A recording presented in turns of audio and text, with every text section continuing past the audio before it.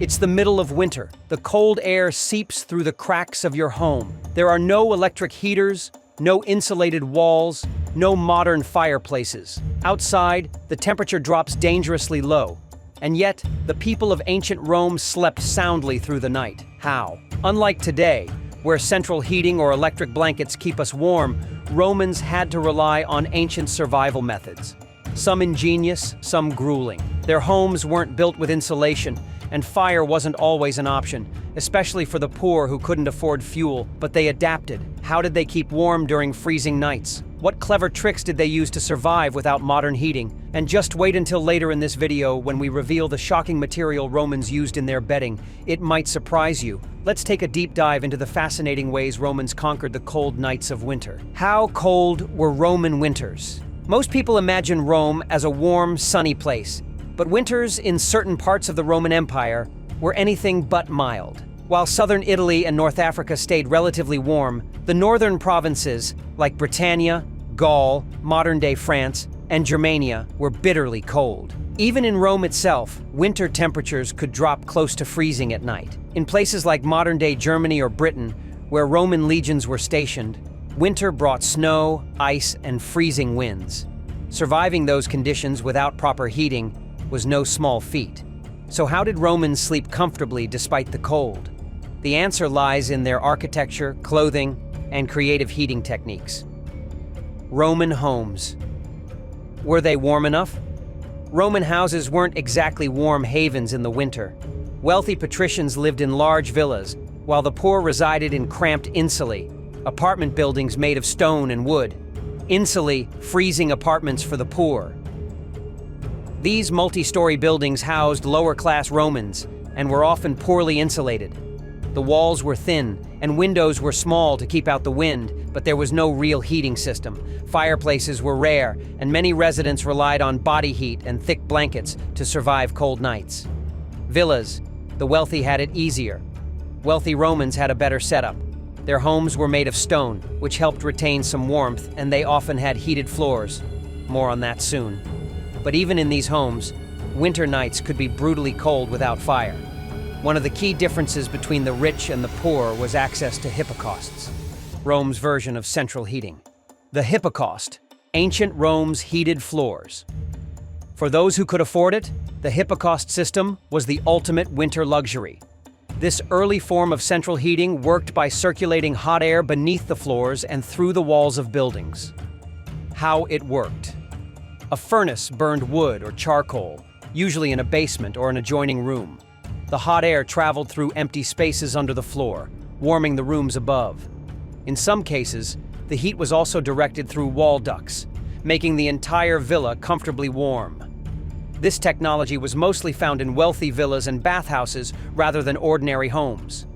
For the majority of Romans, staying warm required more practical methods. Fire, a lifeline and a danger. For most Romans, fire was the primary way to stay warm. However, not everyone had access to an open flame inside their home. Poorer Romans living in insulae often weren't allowed to light fires indoors due to the risk of devastating fires. Entire apartment blocks could burn down if a single flame got out of control. How did they use fire for warmth? Small charcoal braziers were used to generate heat. Clay or metal stoves helped warm their rooms. Candles or oil lamps provided minimal warmth. But these methods came with dangers. Carbon monoxide poisoning was a real threat. Poor ventilation meant many people unknowingly poisoned themselves while trying to keep warm. Roman winter clothing, dressing for survival. One of the simplest yet most effective ways Romans survived the winter was by layering up. Their clothing choices were designed to trap body heat while still allowing movement. Typical winter clothing included tunics, made of wool, often layered for extra warmth. Cloaks, pallium or penula, thick woolen cloaks with hoods, worn over tunics. Leg wrappings, extra fabric wrapped around the legs for insulation. Fur-lined sandals. Romans didn't wear socks, but they used animal furs inside their footwear. In extreme cold, they would also sleep fully clothed, using every layer they had to stay warm. Roman beds. Were they warm or freezing? You might think Roman beds were soft and cozy, but for the majority they were far from luxurious. Most Romans slept on simple wooden bed frames with straw or hay-filled mattresses. Wealthier individuals had mattresses stuffed with wool, feathers, or even reeds. How did their bedding keep them warm? Furs and animal skins were commonly used as blankets. Heavy woolen blankets helped trap body heat. Sleeping close together was a common practice, especially among the poor. In particularly cold regions, Romans used a surprising material in their bedding: sheep's wool soaked in oil. This trick helped trap heat and provided insulation during frigid nights. Sleeping in groups. The Roman strategy. Romans weren't afraid to sleep in groups for warmth.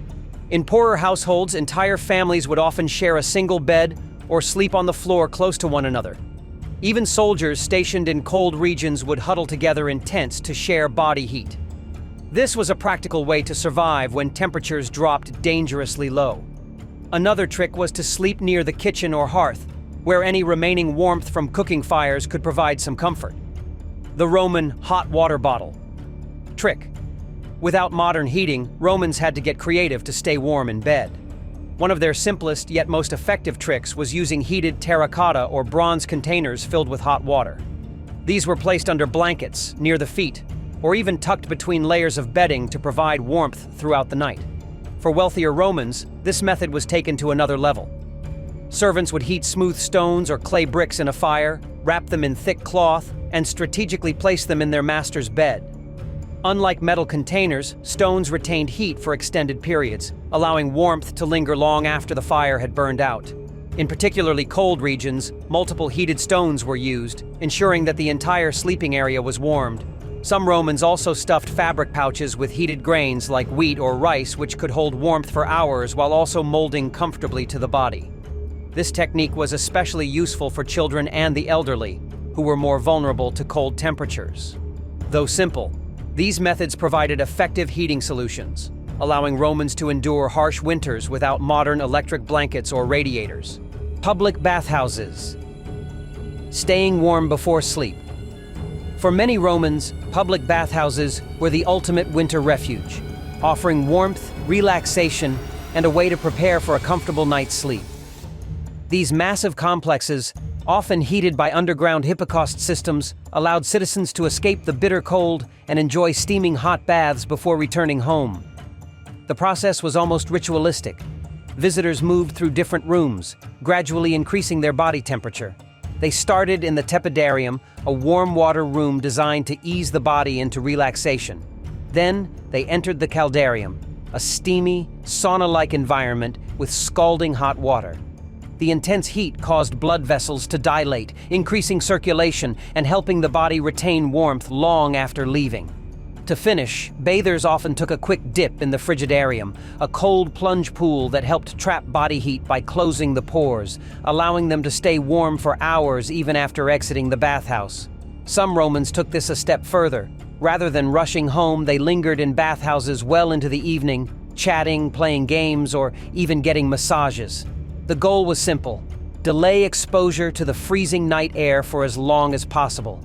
By the time they finally left, their bodies were still warm enough to drift off to sleep comfortably, even in cold, unheated homes. For poorer Romans, this method was essential. With no access to personal heating solutions, a late-night bath was often their only way to stay warm through the winter nights.